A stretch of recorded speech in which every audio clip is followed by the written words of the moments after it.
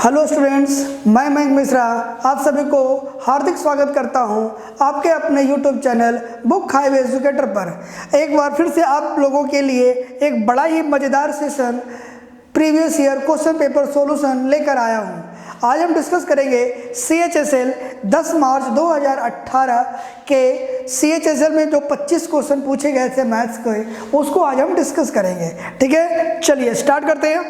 आज का first question given है, √5 की वैल्यू आपके पास गिवन है। √5 की वैल्यू आपके पास गिवन है 2.236। आपको अप्रोक्स वैल्यू लेकर चलनी है, पूरा इतना लेकर नहीं चलना। आपके पास है √405। अब 405 को क्या लिखोगे? 81 गुणा 5 लिखोगे। ठीक है, अच्छा उसके बाद हाफ क्या है? 80, 16 गुणा में 5 हो जाएगा।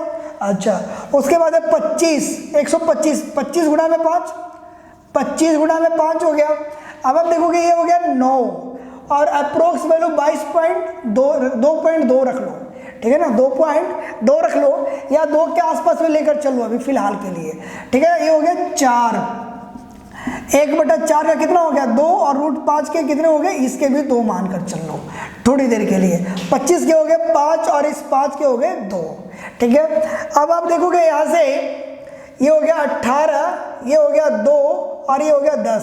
10 और 2 12 और 12, 18 में से 12 गया 6। ठीक है ना, यानी जो भी वैल्यू होगी वो 6 के से कम ही होगी, है ना, 6 से कम ही होगी, क्योंकि इनको भी अगर हम पॉइंट्स आगे बढ़ाते हैं तो 6 के नियर बाय आप देखोगे 4.7472। इसका राइट आंसर क्या हो जाएगा? ऑप्शन 2। तो ऐसे क्वेश्चंस को अप्रोक्स लेकर चलना है, पूरा मल्टीप्लाई करने की जरूरत आपको नहीं है। चलिए नेक्स्ट क्वेश्चन है आपके पास।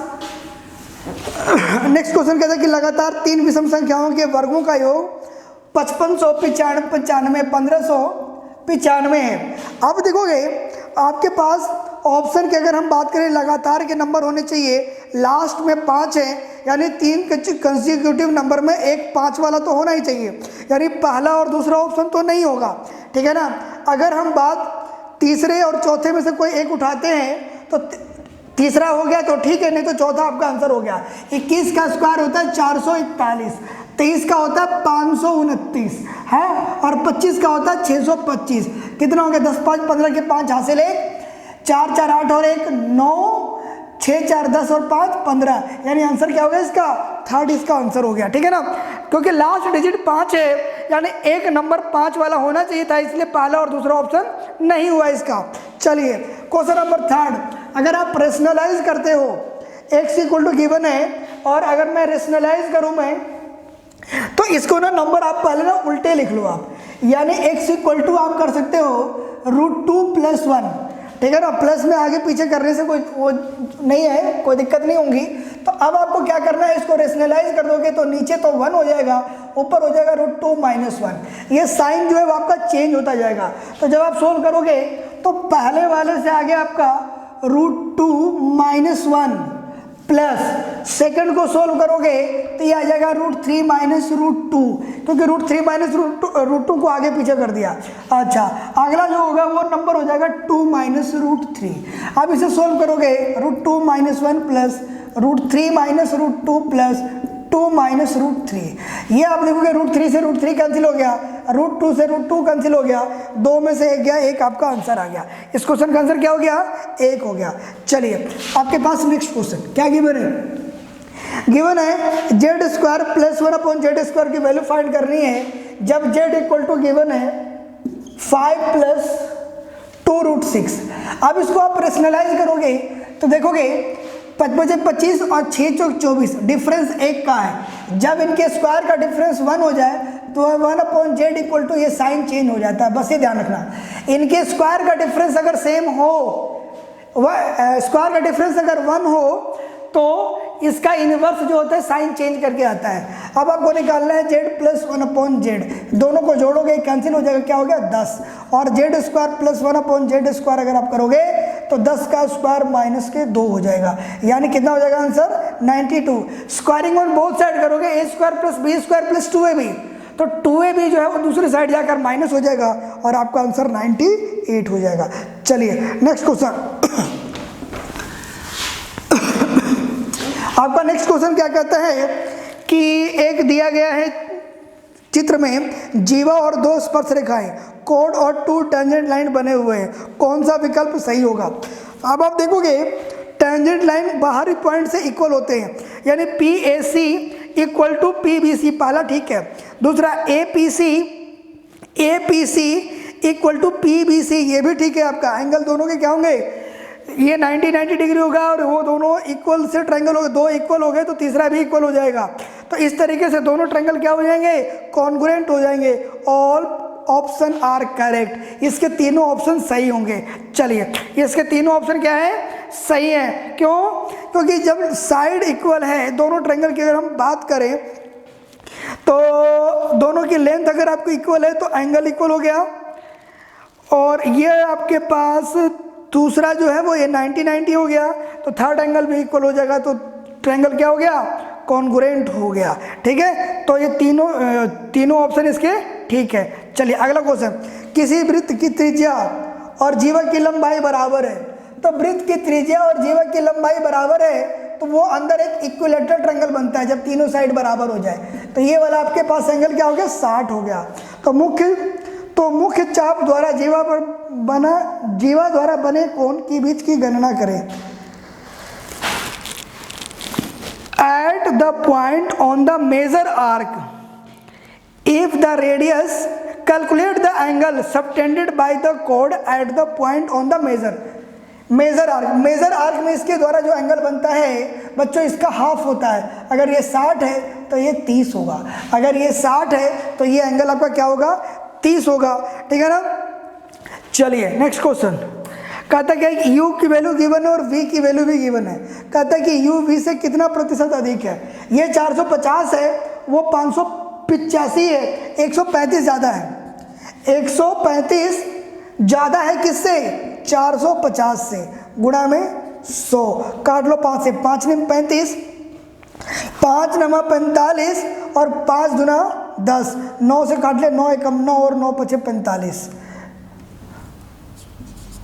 15 नमा 135, 15 दुना 30% आपका आंसर हो गया। 30% क्या हो गया? आपका आंसर हो गया। चलिए अगला क्वेश्चन। दो संख्याओं का अनुपात इतना है, उनका गुणनफल इतना है। 7 या 21, एक 3x माना एक 7x माना, गुणा करोगे 7 या 21 x स्क्वायर, और 7 या 21 x स्क्वायर की वैल्यू 1344, 21 से काट लो, 21 से काटोगे तो 21 छक 21 से तो 147 हो जाता है। 21 छक कितना हो गया? 126, 21 छक 126 हो गया, और ये हो गया आपके पास 8, 21 चौक 84, x बराबर कितना आ गया? 8। x बराबर क्या हो गया? 8। कहता है कि दोनों संख्याओं का योग ज्ञात करें। 7 3 10 x, 10 8 80, 10 8 7 और 3 10 जोड़ोगे और एक x का मान 8 आ गया, तो 10 8 80 इसका आंसर हो गया। ठीक है। चलिए अगला क्वेश्चन।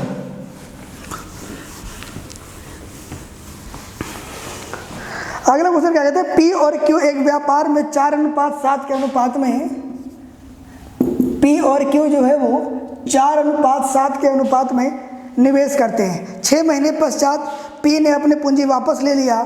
अब इसका पैसा 6 महीने के लिए रहा और इसका पैसा पूरा 12 महीने के लिए रहा है, यानी जो रेशो बटेगा वो बटेगा, काटोगे तो 6 दुना 12, 2 दुना 4, 2:7 में, 2:7 में इनका पूंजी बटेगा यदि उन्हें 4:21 में लाभ प्राप्त होता है।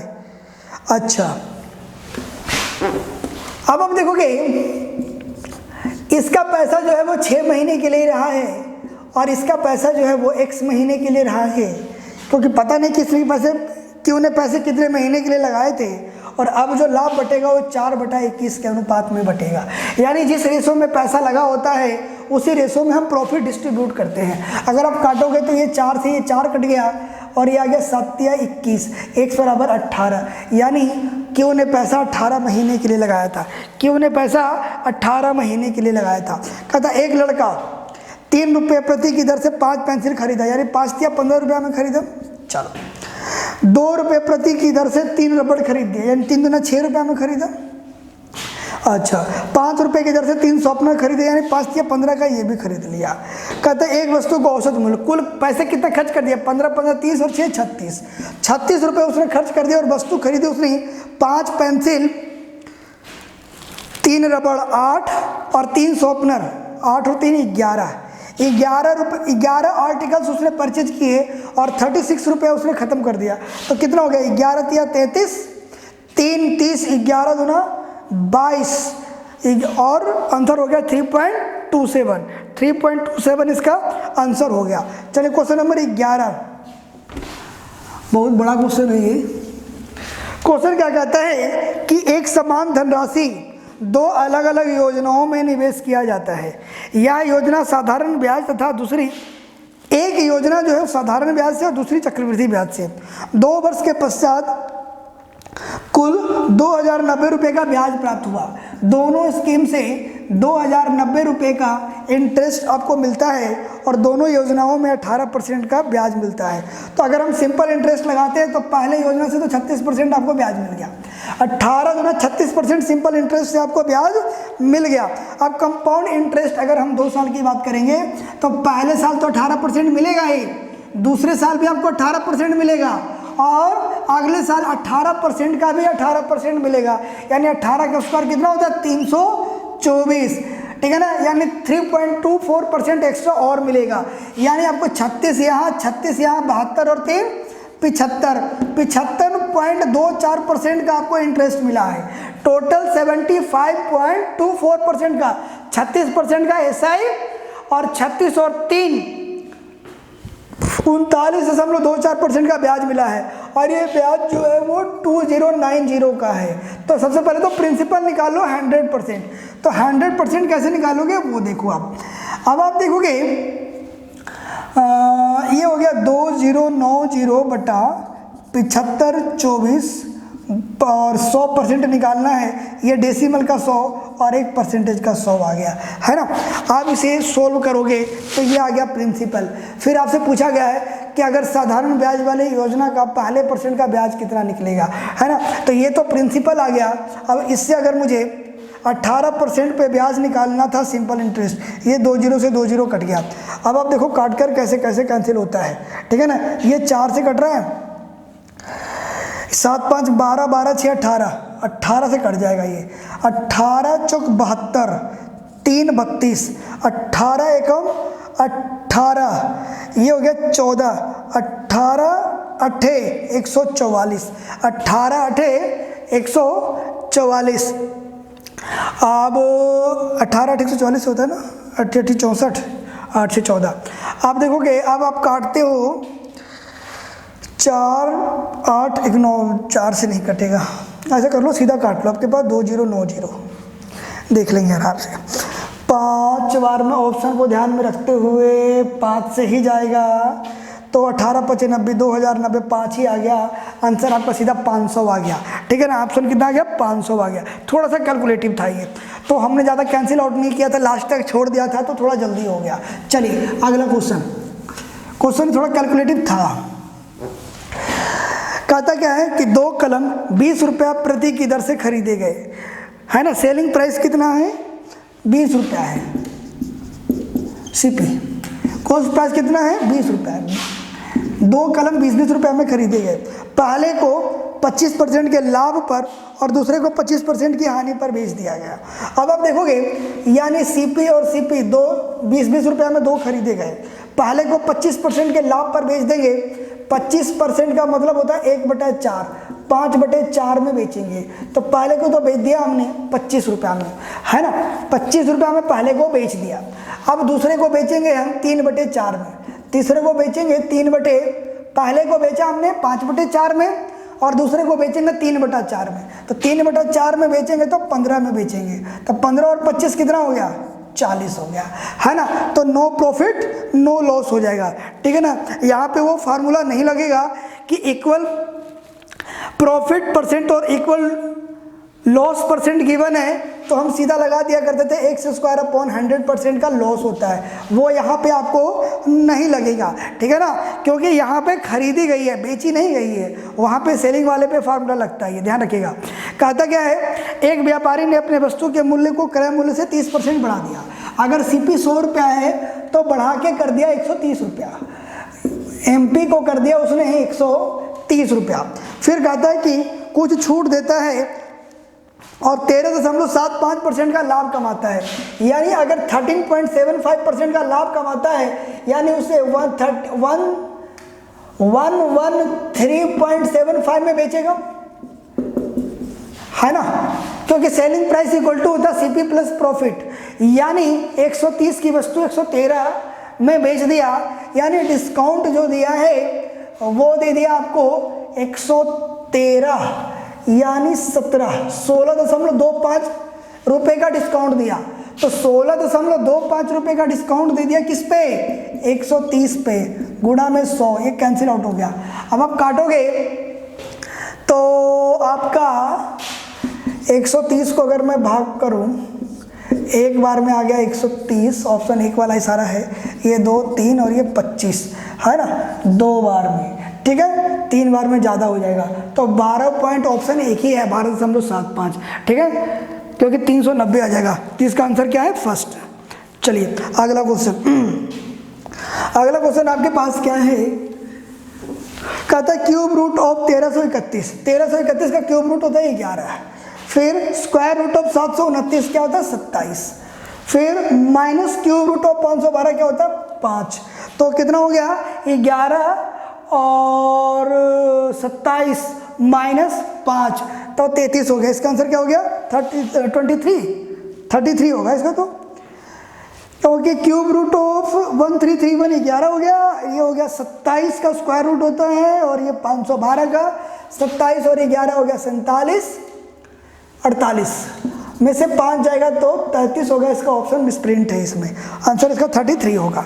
चलिए अगला क्वेश्चन क्या कहते हैं, मनीष पुनीत से 4 गुना कुशल है। मनीष जो है वो पुनीत का इफिशियंसी 4:1 का है। फिर कहता है मनीष एक पुस्तक को पूरा करने में पुनीत से 90 दिन कम लेता है। इफिशियंसी को उल्टा कर दोगे तो टाइम का रेशो आ जाएगा, यानी अगर मनीष को 1 दिन लगता है तो पुनीत को 4 दिन लगता है। कितना दिन कम लग गया, 3 दिन कम लग गया। अकॉर्डिंग टू रेशो 3 दिन कम लगता है, अकॉर्डिंग टू क्वेश्चन 90 डेज कम लगता है। 1 यूनिट की वैल्यू कितनी हो गई 30, यानी मनीष उसको 30 दिन में पूरा करेगा और पुनीत उसे 120 दिन में पूरा करेगा। तो यदि वे दोनों मिलकर कार्य करते हैं तो अब आप देखोगे मनीष करता है कितने दिन में 3, और मनीष की एफिशिएंसी कितनी है 4। दोनों को मिलकर अगर करना होता तो एफिशिएंसी कितने की हो जाती है 5, 5 चौक 30, 6 चौक 24 दिन में दोनों मिलकर कर लेते, 24 दिन में दोनों मिलकर कर लेते। अगला क्वेश्चन क्या कहता है,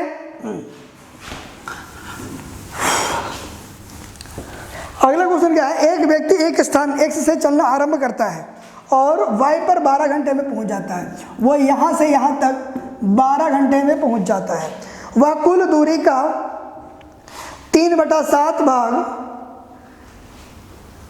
3 किलोमीटर प्रति घंटे की चाल से तय करता है। कुल दूरी का 3/7 भाग जो है वो 3 किलोमीटर प्रति घंटे की चाल से तय करता है, और जो रिमेनिंग बच गया 4/7, रिमेनिंग बच गया 4/7 पार्ट, वो चलता है वो 4 किलोमीटर प्रति घंटे की चाल से। 4 किलोमीटर प्रति घंटे की चाल से, तो इनके बीच की दूरी ज्ञात करनी है।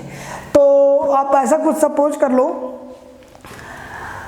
अगर आप देखते हो हमने दूरी को 7 ही मान लिया तो 3 किलोमीटर जाता है 3 की स्पीड से, 3 किलोमीटर जाता है 3 की स्पीड से यानी 1 घंटे में, 4 किलोमीटर जाता है 4 की स्पीड से यानी 1 घंटे में। टोटल काम कितना लगे 2 घंटे। सवाल में कितना दिया हुआ है 12, यानी 1 यूनिट की वैल्यू कितनी है 6। अगर 1 की वैल्यू 6 है तो 7 की वैल्यू कितनी हो जाएगी 42 हो जाएगी। 1 की वैल्यू अगर 6 है तो हमने टोटल डिस्टेंस 7 मान लिया था, 42 का मान कितना हो जाएगा, 7 का मान क्या हो जाएगा 42 हो जाएगा। चलिए अगला क्वेश्चन ग्राफ वाला है, ठीक है। चलिए ग्राफ को डिस्कस करते हैं। फर्स्ट क्वेश्चन क्या है, किस ऊर्जा की पे उपभोग सबसे कम है।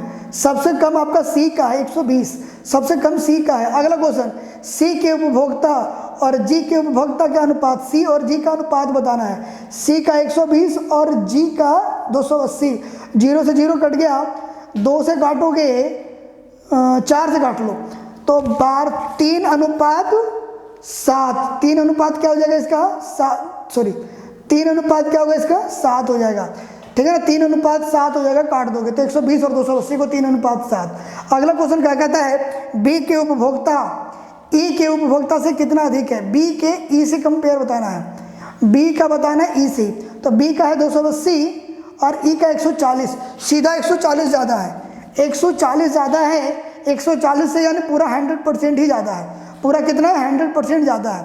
अगला क्वेश्चन क्या है, कहता है कि यदि पे सी के उपभोक्ता के 40% उपभोक्ता पे एफ का सेवन करते हैं तो एफ की वृद्धि कितनी होगी। सी का 40% एफ में आ गया, सी का 40% एफ में आ गया, सी का 40%, सी का कितना है 120, 120 का 40 कितना होता है 48, किस में आ गया बढ़ गया 200 एफ में। सी का 40%, 12 चौक 48, 48 बढ़ा किस में है एफ में। 120 का 40% आ गया 48, ये 48 किस में बढ़ गया एफ के 7 में बढ़ गया, तो 48 बढ़ गया किससे 240 में था एफ का, ठीक है। काट लोगे 24 दूना 48, 10 दूना 20% बढ़ गया, कितना बढ़ गया 10 दूना 20% बढ़ गया इसका। अगला क्वेश्चन, एक समबाहु त्रिभुज का क्षेत्रफल दिया हुआ है, एक समबाहु त्रिभुज का क्षेत्रफल दिया हुआ है और वो होता है √3/4 भुजा स्क्वायर, और वो गिवन है आपके पास 25√3, 25√3, ए बराबर 5 और 2 ये 10 आ गया, साइड कितनी आ गई 10 आ गई, ठीक है। चलिए अगला क्वेश्चन, 6 कि 21 सेंटीमीटर व्यास और 11 सेंटीमीटर स्लैंट हाइट वाले एक लंब वृत्तीय शंकु का कुल क्षेत्रफल ज्ञात करना है आपको। तो टोटल सरफेस एरिया क्या होता है, एंगल कोन का टोटल सरफेस एरिया जो होगा वो होता है pi r into l plus r होता है, pi r into l plus r होता है। आपके पास आर है 21/2, आर है आपके पास 21/2 और एल है आपके पास 11, ठीक है ना, एल है आपके पास 11, ठीक है। अब आप देखोगे ये हो गया 22/7 गुना 21/2 और इधर से आ गया आपके पास 11 प्लस 21/2, तो ये कट गया 3 और ये आ गया 11, ये आ गया 33, 11 दूना 22, ठीक है ना। या अगर आप काट भी लोगे तो 10.5 हो गया, तो ये टोटल हो गया 11 और 10 21.5, 21.5। अब गुणा कर लोगे तो 215 या 645 है ना, और अगला भी 645 ही होगा। तो आंसर इसका 6 4 10 1 7 है ना, ये 5 5 4 9 6 4 10 और 1 7 पॉइंट में लग जाएगा 709.5, इसका ऑप्शन 4 हो गया, इसका ऑप्शन जो है वो 4 हो गया। चलिए अगला क्वेश्चन, कोसेक 45 होता है √2, कोसेक 45 होता है √2 प्लस 3/√2, तो इसका आंसर अगर आप इसे सोल्व करोगे तो ऊपर आ गया 2√2 प्लस 3/√2, 2√2 प्लस 3/2√2, ऑप्शन आ गया इसका थर्ड ऑप्शन इसका आंसर हो गया। चलिए क्वेश्चन क्या कहता है, a triangle ABC B at 90 degree, ABC B at 90 degree, B at 90 degree, यहाँ पे 90 डिग्री है। उसके बाद क्या गिवन है, tan A = 15/18, tan A = 15/18 perpendicular upon hypotenuse, sorry perpendicular upon base, tan = perpendicular upon base होता है, तो ए के लिए परपेंडिकुलर ये हो गया और ये हो गया बेस, ठीक है ना। तो आपसे पूछा है कि भुजा AC की लंबाई ज्ञात करें, कब, जब AB बराबर 0.8 हो, ये 0.8 हो यानी 10/8, 88 64 15 का 225, 289 का क्या होता है 17, ये हो जाएगा 1.7, इसका आंसर हो जाएगा, इसका जो आंसर होगा वो 1.7 हो जाएगा, ठीक है। तो इस तरीके से हमने ये 25 क्वेश्चन हमने सोल्व किया, ठीक है। चलिए एक सेकंड,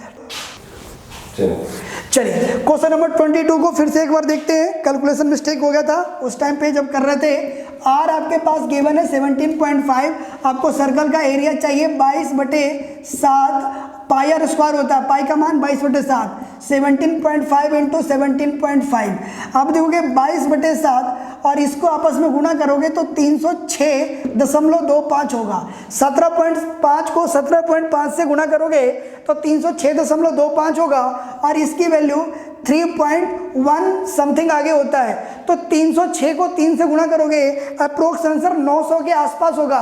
और ऑप्शन में देखोगे 900 के आसपास सेकंड ऑप्शन में है, यानी पूरा सोल्व करने की आपको जरूरत नहीं है। ऐसे क्वेश्चन हम अप्रोक्स में सोल्व करके ऑप्शन लगा देते हैं, यानी इसका आंसर जो होगा वो 962.25 होगा। ठीक है, तो इस तरीके से हमने इस सेशन को कंप्लीट किया है। अगर आपको वीडियो अच्छी लगी है तो लाइक शेयर और कमेंट जरूर करें। अगर आपने चैनल को सब्सक्राइब नहीं किया है तो फटाफट से जाके सब्सक्राइब कर दें ताकि आने वाले हमारे वीडियो के आपको अपडेट मिलता रहे। Okay, all the best, thank you.